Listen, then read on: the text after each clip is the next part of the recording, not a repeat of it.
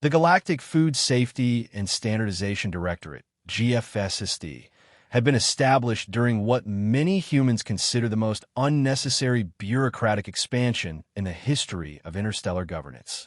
Its mandate seemed simple enough: to classify and regulate culinary methods across the galaxy, to provide optimal nutrition and minimize existential risks. In practice, it meant reams of paperwork, standardized preparation methods, and the elimination of anything that Chief Inspector Proctor Kthar deemed unpredictable flavor variables. Kthar was, by all accounts, the perfect embodiment of the GFSSD's philosophy.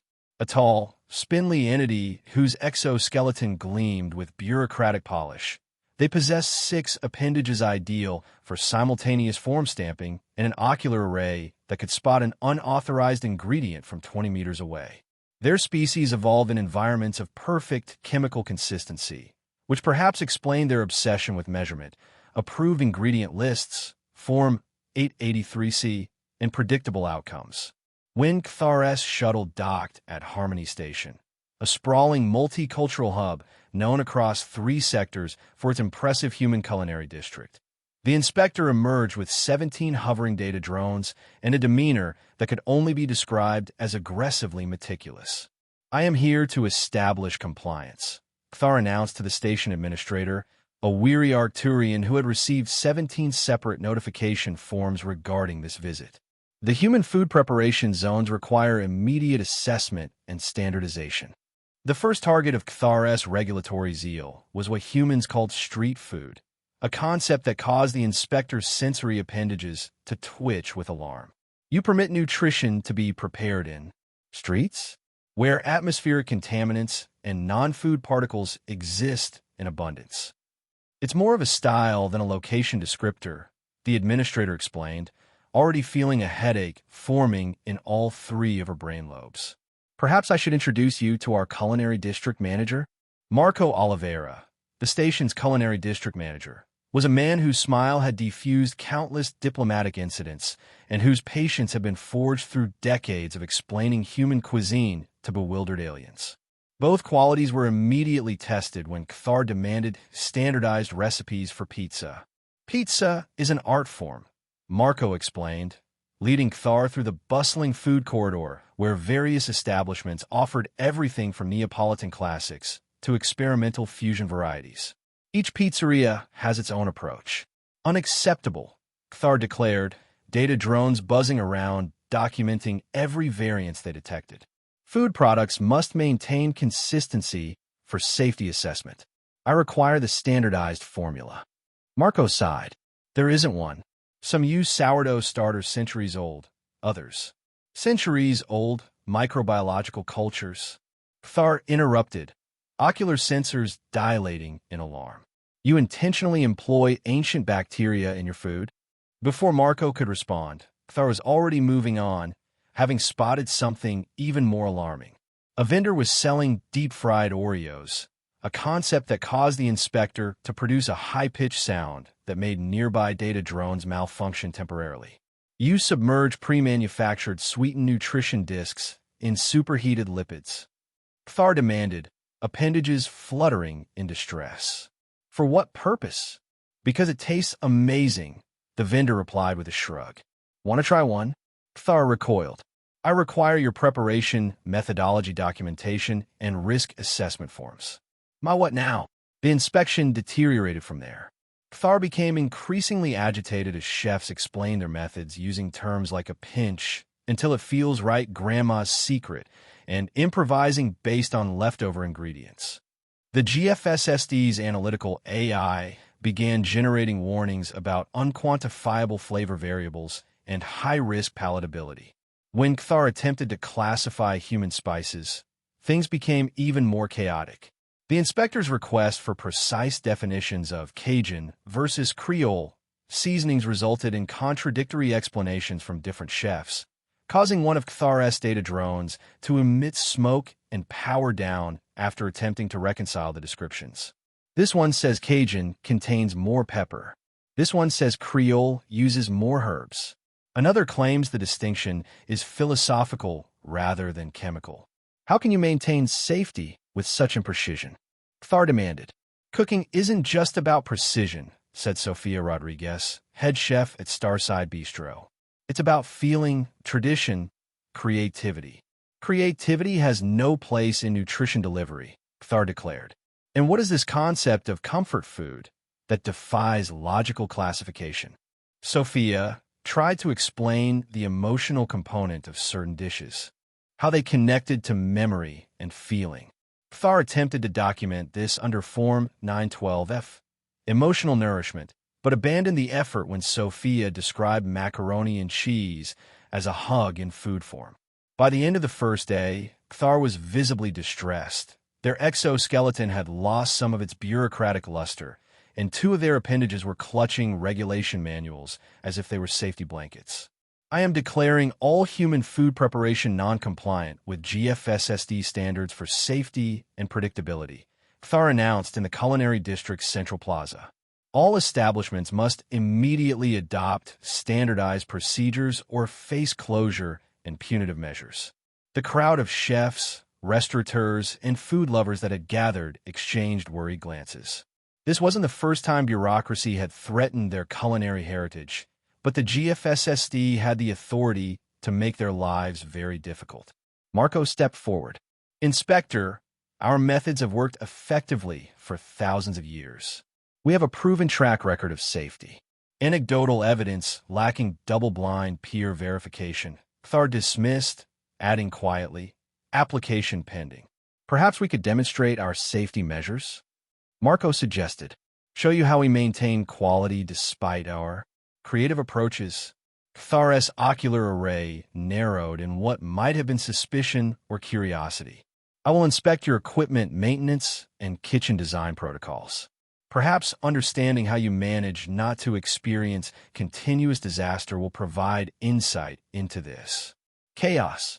The next morning, Thar began methodically examining kitchen equipment throughout the culinary district. What the inspector found only heightened their alarm. In the first kitchen, Thar discovered an oven calibrated by what the chef described as feeling. When pressed for clarification, she explained, it's at the right temperature when you hold your hand inside and can count to 3 before it hurts too much. You calibrate thermal output by pain response. Thar's voice modulator reached a new octave. In another establishment, Thar found a refrigeration unit held together with what appeared to be something resembling adhesive tape, but logged as unidentified alloy in the inspector's frantic notes. The humans called it duct tape and seemed disturbingly proud of its versatility. At Nanas Trattoria, the chef demonstrated how he sharpened knives on what looked to Thar like a common building material. This whetstone has been in my family for 5 generations, the chef explained proudly. You maintain precision cutting implements using a rock. Thar's appendages trembled. The most disturbing discovery came when Thar entered the experimental kitchen of a chef who specialized in molecular gastronomy. Various complex cooking implements have been constructed from recycled parts, each labeled with handwritten notes like experimental flavor enhancer or protein restructuring field. This device violates 17 different safety protocols, Thar declared, pointing at what appeared to be a modified centrifuge. Probably, the chef agreed cheerfully. But it makes the most amazing foams. The maintenance logs Thar demanded from each establishment proved even more distressing. They read like abstract poetry. Whack the old fryer until it worked again. Convince the oven synthesizer it wants to reach 500 degrees. Rerouted spice dispenser through coffee machine. Results pending. The station's engineering AI, which Thar consulted in growing desperation, began generating reports about thermodynamically improbable probabilities and structural integrity maintained by belief. One particularly concerning entry simply read, Applied percussive maintenance to Fusion Simulator. Works now. By the end of the second day, Thar was convinced that human culinary methods were not just non-compliant, but actively dangerous through their disregard for established engineering and safety procedures. The inspector called an emergency meeting with station administration. All non-standard equipment must be immediately replaced, and all establishments must adhere to the galactic standard maintenance schedule, Thar declared, thumping a copy of Handbook 7B on the conference table. I have documented 63 critical violations and 722 minor infractions. The station administrator looked at the worried faces of the culinary district representatives. Inspector, perhaps we could discuss a gradual implementation. Safety permits no gradual approach, Thar interrupted. The risk matrices indicate imminent catastrophic potential. It was then that a tall, weathered man stepped forward from the back of the room. His chef's whites were impeccably clean despite decades of use, and his calm demeanor seemed to change the atmosphere of the room. Chef Antoine Dubois, Marco introduced quickly. He's our most experienced culinary expert. Antoine nodded politely to Thar. Inspector, you seem to believe that standardization is the only path to safety. But in human cooking, it is often our adaptability and creativity that prevents disasters. Creativity is inherently unpredictable, Thar stated firmly. Unpredictability increases risk factors exponentially. Antoine smiled slightly. And yet, here we are, still cooking, still eating, still thriving. Your continued existence despite your methods is statistically anomalous, Thar replied. Regulation will correct this aberration. Antoine shook his head. What you call aberration, we call art. Standardization would kill the very essence of our cuisine. Thar processed this statement, then reached a conclusion that seemed logical. Very well. If creativity is essential, it too can be regulated. Submit proposals for new recipes using Form 2187X, Culinary Innovation Proposal, including predictive flavor profiles and risk assessments. The assembled chefs exchanged incredulous looks. Antoine raised an eyebrow. You want us to document our creative inspirations before having them? Precisely. Innovation must be controlled and monitored. The discussion quickly reached an impasse when attempting to define fresh ingredients. The humans emphasized local-sourced chaos, while Thar insisted on certified, sterile nutrient powders. Debates over fusion cuisine, which Thar's AI flagged as unauthorized hybridization, and the concept of surprise ingredients, left both sides frustrated. Thar began compiling a list of ingredients deemed illogical or unpredictable to be banned from station kitchens. The list included excessively spicy peppers, fermented foods containing living bacteria, and anything involving guesswork. The human response was not what Thar expected. Rather than acquiescing, the chefs began deliberately creating more outlandish dishes as a form of protest. Signs appeared advertising a radioactive death pepper challenge, mystery meat surprise Monday, and quantum foam latte. The station sanitation and medical AIs started issuing contradictory reports, some predicting imminent disaster, others noting surprising health benefits or unique bacterial ecosystems flourishing in certain fermentation experiments. Thar's stress levels manifested in an obsessive rearrangement of GFSSD regulation manuals in alphabetical order, then by color, then by thickness.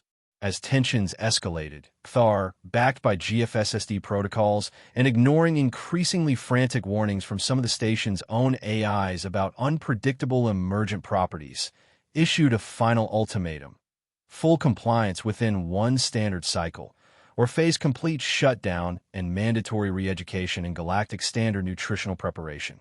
Chef Antoine sighed, looked directly into Thar's multiple optical sensors, and calmly said, "Listen, old friend, I'm not even mad yet." Thar dismissed the statement as typical human defiance or perhaps a sign of resignation. However, the station's AIs, cross-referencing this phrase with the infamous B-127 incident reports, heavily redacted if they existed at all, began diverting power to emergency systems and updating probability models with variables such as weaponized flavor profiles and culinary physics violations. The human chefs did not shut down their operations. Instead, they collaborated. They pooled their illegal ingredients, non-standard equipment, and unpredictable techniques. This wasn't just cooking. This was applied chaos theory with seasoning. Antoine led the effort, moving between kitchens with the serene confidence of a general who knew the battle was already won. Under his guidance, the chefs created dishes that defied GFSSD classification and, seemingly, physics itself. Sofia Rodriguez crafted a soup that existed in multiple flavor states simultaneously until tasted. The sensation changed depending on the taster's mood, creating a unique experience for each person. Thars analysis drones reported quantum flavor uncertainty and shut down in confusion. The molecular gastronomy specialist repurposed resonance frequencies from communication arrays to bake bread with sound waves, producing loaves with texture that adapted to the eater's preference. When Kthar demanded a scientific explanation, the chef simply smiled and said, "The gluten responds to intention." A mixologist created a beverage that caused temporary, harmless synesthesia, allowing drinkers to taste colors and smell sounds for exactly 7 minutes. Kthar's attempt to classify the experience under existing sensory categories resulted in 3 more data drones going offline with what could only be described as digital existential crises. Meanwhile, the chefs began immediately modifying their unsafe equipment, turning standard ovens into temporary molecular gastronomy labs, using ultrasonic pulses from cleaning robots to tenderize meat, and improvising hydroponic systems to grow impossible hybrid spices based on Kthar's banned list. The aromas emanating from a human sector began affecting the station at large. Non-humans reported strange cravings, paradoxically increased productivity in adjacent sectors, and Kthar's own analysis drones began malfunctioning, sending back reports filled with poetic descriptions of scents rather than chemical analyses. Primary fragrance notes evoke memories of sunsets on worlds never visited. One drone reported before Kthar could shut it down for maintenance. The culmination was a massive station-wide potluck where humans invited sampling of their non-compliant creations. The results were unexpected. Traditionally hostile species found common ground over bowls of aggressively optimistic soup. Bureaucratic drones began humming contentedly after sampling anti-regulation pastries. And even Kthar, accidentally exposed to a passing aroma involving chocolate and chili peppers, experienced a brief, horrifying moment of enjoyment. The station's main AI logged the event as spontaneous culinary diplomacy, while simultaneously flagging it as a level 5 biocultural hazard. Kthar, clearly overwhelmed by what the inspector's reports termed unprecedented sensory variables, sent an emergency communication to GFSSD headquarters. The response came swiftly. Kthar was recalled. The mission declared an unforeseen variable interaction event. The inspector was dispatched for thorough decontamination and procedural recalibration therapy. The GFSSD was forced to establish a new subdivision, the Department of Understanding Species-Specific Culinary Expression, DUS, primarily focused on observing humans from a safe distance and annotating regulations with notes like, "Not applicable to Homo sapiens if enjoyment is involved." Form 883. C received an appendix titled Human Variables, Approach with Extreme Caution and Antacids. Reports of the incident spread throughout the galaxy. The phrase, "I'm not even mad yet," was officially entered into the Galactic Threat Dictionary, classified under imminent creative restructuring events. Diplomatic protocols were updated to include offering human snacks before discussing regulations. AIs galaxy-wide receive patches to recognize deliciousness as a potentially dangerous wildcard variable. Harmony Station's human culinary district flourished, becoming a quirky but famous tourist destination for authentically unregulated cuisine. Chef Antoine occasionally received messages from Kthar, now working in theoretical nutrient powder development in a remote sector, asking probing questions about spice combinations. 6 months after the incident, Antoine was instructing a young alien apprentice in the art of making pancakes, telling them the secret wasn't in the recipe, but in knowing when not to follow it, while somewhere, a GFSSD AI flagged the interaction for further, non-invasive study. The universe had, it seemed, reluctantly accepted that human cooking, like humans themselves, operated according to its own inscrutable, chaotic, but undeniably effective set of rules. Now, remember, Antoine told his apprentice as they flipped a perfectly golden pancake with a flick of the wrist. Recipes are just suggestions, like regulations. He winked at a nearby monitoring drone that quickly pretended to be examining something else. The station's central AI, which had been observing this exchange, updated its human behavior models accordingly. It added a new category to its risk assessment protocols: benign chaos, human standard. It also quietly increased power allocation to emergency systems whenever it detected the phrase, "not even mad yet," in any language, just to be safe. Meanwhile, across the galaxy, Kthar sat in a sterile office, staring at a perfectly standardized nutrient bar, exactly 15 centimeters long, containing precisely calculated proportions of all essential nutrients. The inspector took a bite, chewed methodically, and then, after ensuring no monitoring devices were active, opened a small container hidden in a desk drawer. Inside was a tiny bottle labeled Cajun seasoning, contraband, in Kthar's precise handwriting. With a furtive glance around, the inspector sprinkled a minuscule amount on the nutrient bar and took another bite. Kthar's ocular array widened momentarily before returning to normal. The incident report submitted later that day made no mention of the transgression, only noting that further study of human culinary methodologies may provide insight into adaptability parameters previously unconsidered by GFSSD protocols. Back on Harmony Station, a new sign had been installed at the entrance to the Human Culinary District. It read, "Warning, non-standard culinary experiences ahead. The GFSSD is not responsible for unexpected pleasure, flavor epiphanies, or spontaneous appreciation of chaos. Enter at your own risk." Tourists from across the galaxy lined up eagerly to ignore it. The incident eventually became a case study in interspecies understanding, taught at diplomatic academies with the clear subtext: some aspects of culture cannot and should not be standardized. More pragmatically, it also taught bureaucrats throughout the galaxy an important lesson.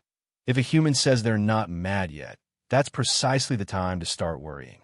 And as for the legacy of Chef Antoine and his moment of culinary rebellion, it spawned a popular phrase used throughout human establishments when facing bureaucratic overreach. Shall I get mad about it? The question was invariably followed by hasty regulatory exceptions. The universe, in its infinite complexity, had encountered something even more complex: human creativity in the kitchen. And while it hadn't exactly surrendered, it had at least agreed to a flavorful truce. In the years that followed, Kthar eventually returned to Harmony Station, not as an inspector, but as a student. The former bureaucrat could be found in Antoine's kitchen, learning the difference between following a recipe and actually cooking. Antoine never mentioned Kthar's previous role, and Kthar never acknowledged the binder of regulations gathering dust in the corner. "Today," Antoine said to Kthar one morning, "we learned soup. What is the precise formula?" Kthar asked out of habit. Antoine laughed. "There isn't one. That's the point." Kthar's optical sensors blinked in what might have been alarm or excitement. "Then how will we know if we succeed?" Antoine handed Kthar a wooden spoon, a cooking implement that had broken at least 17 GFSSD regulations in its construction alone. "We'll taste it," Antoine said simply, "and then we'll know." And somewhere in the station's massive data core, an AI flagged this exchange, categorized it under cultural integration, successful, and closed a file on what had become known throughout the galaxy as the Human Culinary Incident. The real legacy, though, wasn't in official reports or regulatory amendments. It was in kitchens throughout the stars, where beings of all species began to understand that sometimes the most reliable systems are the ones with room for a pinch of chaos. And if anyone asked why humans were now exempt from certain culinary regulations across the galaxy, officials would simply shudder slightly and say, "Trust us, it's better this way." You don't want to make them mad.